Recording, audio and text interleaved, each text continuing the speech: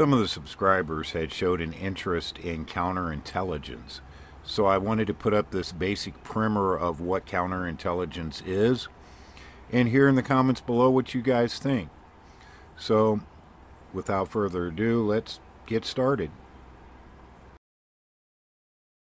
Number 2, James Angleton, the longtime, quite controversial chief of CIA counterintelligence, who, for better or for worse, pretty much framed how counterintelligence was practiced both at the CIA and to some extent at the Bureau for many, many years. The connection Angleton has with our story is twofold. One, he lived in Arlington for many, many years over on 33rd Road North. You can drive by there and see this quite nice house. The other connection is that he is one of the first CIA officers who is read into, that is, briefed about Venona. This happens in 1952. Now, he already knew a lot about Soviet intelligence. He was a true scholar of Soviet espionage. No person, I think, at the agency before or since has known more details about the intricacies of Soviet intelligence activities. He knew their history, he knew their current operations, and then when he is read into Venona, it is a real epiphany. More so than ever, he realizes what kind of intelligence attack the United States is under. And while he becomes chief of CIA counterintelligence in 1954 and serves there for the next 20 years, he turns counterintelligence into a true mysterious discipline. He fashions his organization inside CIA as a kind of a service within a service, with its own security, its own communications channels, its own mystique, this I know something you don't know and I'm not going to tell you, and I can tell you what to do with your operations but won't let you in on why I'm telling you. This became a powerful bureaucratic weapon of his, but also one that was very useful for trying to squelch Soviet intelligence operations. He even went so far as to fashion a metaphor for counterintelligence. He likened it to a wilderness of mirrors, a term he borrowed from the English poet T.S. Eliot. Angleton was a literary scholar at Yale when he was in college. And he takes this very evocative language and gives you a sense, really, of why counterintelligence, to me and to many people, is such a fascinating discipline. The whole idea of deception and trickery and truth is false and false is true and what's real. It's kind of like bouncing around in a funhouse of mirrors at a carnival. You just never know where you're really going. And this is the way that he sees the Soviets trying to trick us into thinking that they are more benign and less aggressive than they really are. To him, the whole Soviet intelligence apparatus, besides what's there for regime security, is intended to pull the wool over the West's eyes. And this is how they do it. The KGB dispatches all of these operatives to peddle phony information. They are dangles, as we call them, false recruits. They are people we think we've recruited who are actually still working for the KGB. They are defectors who we think are genuine, who are actually bogus. And they're all peddling a mix of true and false information, but increasingly over time the falsity rises in proportion. And eventually, because we're so desperate to find out what the threat is, we have no spies over there, we're not listening in, we don't break their codes anymore, we'll just take whatever comes. We're like a vacuum cleaner. And while we're taking it all in, they have a penetration inside the Western services, penetrations I should say, who are tipping them off that we're buying the story hook, line, and sinker. And if we're not, then they'll fashion it differently, they'll tailor the story, tweak it a bit, and the whole cycle perpetuates itself. The whole idea, as I say, being to create this ruse that the Soviets are not really pursuing world domination, that they are not aggressive, that they are not engaged in a nuclear buildup, and so forth. Angleton becomes fixated on finding out who that mole is, this individual down at the bottom who's kind of the linchpin of the whole apparatus, because if you can identify that feedback mechanism, you can, one, neutralize it and stop the cycle, but even better, you turn that individual to your side in effect making them your double agent inside the KGB operation. So they're now the conduit of disinformation back to the KGB instead of those bogus agents that they've been sending out. Angleton is immensely concerned about this because he knows the Soviets have gotten into every other Western service badly. There's a period of time from 1959 to 63 when practically month by month there was some dire compromise of intelligence. An agent blown, a plant uncovered, a program disrupted. It just went on and on and on. It was a terrible time, probably the worst single time for Western intelligence, right up there with the year of the spy in 1985. And very importantly, as I'd already mentioned, we don't know what we don't know because we have no other sources, human or technical, to tell us whether we're on track or we're off track. So Angleton, given all that history, given what he knows the Soviets are up to and have been up to, says, presume penetration of CIA and go find it. We're the only service that hasn't been hit yet.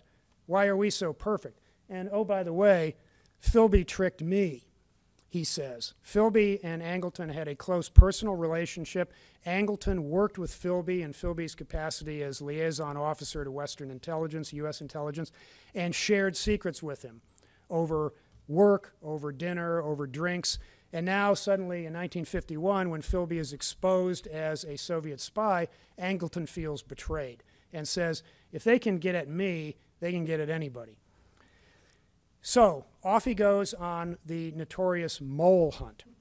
And this is what sort of encapsulates Angleton's career for better or for worse.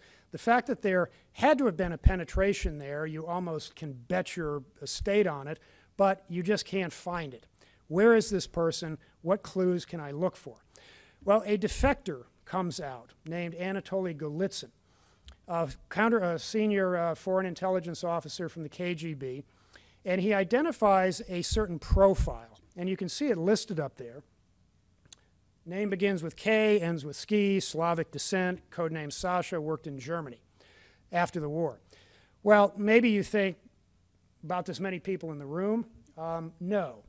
When you think about it, with the Soviet Union and the Warsaw Pact being our principal target, what kind of person would we, A, want to recruit to spy on it, or B, hire to work for us against it? People exactly like that. In other words, there were hundreds of individuals inside the agency who fit that profile. And this is where the difficult work of counterintelligence investigations begins, where you assemble the array of compromised cases and you work through them almost paper by paper, trying to identify all those little connections. Who knew who told what to who was there when something happened, who would have known about it ahead of time. And pretty soon you have a spider web that you try to parse a bit. That kind of dogged investigatory work narrows the hundreds of possibles into 40 probables.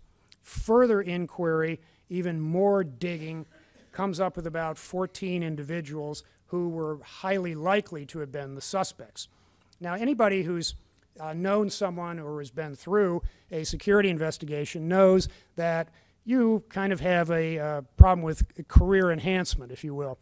You get on the sidelines. You're taken out of sensitive work. You're deprived of access to material. You're given a desk job. You're pulled back from the field. Make work, no promotions. Sometimes you're sent home until the situation is resolved. It's a tough, tough time for these individuals. At the same time, the main operational division that was targeting the Soviet Union, I'll call it the Soviet Division for shorthand, winds up having many of its operations impeded because if everybody in there is suspect, or many of them are from this group of 40, then 14, how can you trust them to do their jobs properly? You kind of have to back off of cases, not become quite so venturesome, probably pull away from recruitments and other activities. So we do find, right at the time we needed the most knowledge about the Soviet Union, a fall off in operations against it. Not as serious as it's been sometimes portrayed in the press, but definitely a downturn in activity.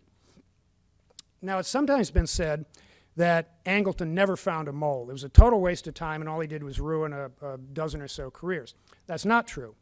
He did find an individual named, listen to the profile, Alexander Kopatsky, who worked for CIA in Germany after World War II and into the 1950s, had a nickname, not a code name, of Sasha, and was involved in a number of compromised operations.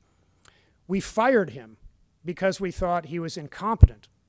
Now we know really why those cases were being compromised. He was blowing them. But for Angleton, this wasn't enough because Sasha was no longer in our employ. Yet there were indications of continuing compromises of cases. So there must be somebody else buried inside the agency, maybe at a relatively high level. We still need to pursue that individual. And so the mole hunt continues for about another 10 years until Angleton's career comes to a crashing end. Courtesy of a media leak by Seymour Hersh, who has been given access to a very sensitive collection of reports about activities the agency was engaged in, some of which arguably were violations of its charter, including some domestic espionage, opening of U.S. mail, and so forth. I won't go into those. The point here is that when these are exposed, because they were administered through Angleton's staff for security reasons, he has to be fired. This is right at the start of a whole series of compromises and controversies about CIA in the mid-1970s that very much brings it into disrepute. And of course, certain individuals have to go walking when that happens, and Angleton is one of them. Here's the downside, though. Angleton did a lot of good. He also did some bad. I would probably say maybe it's 50-50, 60-40, whatever. But the key point for our story is what happened to the agency after Angleton. What wrong lessons did they learn from some of his excesses? In short, they went way overboard in eviscerating counterintelligence and security inside the agency. Please remember to hit that subscribe button, the thumbs up if you like these kind of videos, just to let me know if this is the kind of content you guys would like to see. So until next time, take it easy, everyone.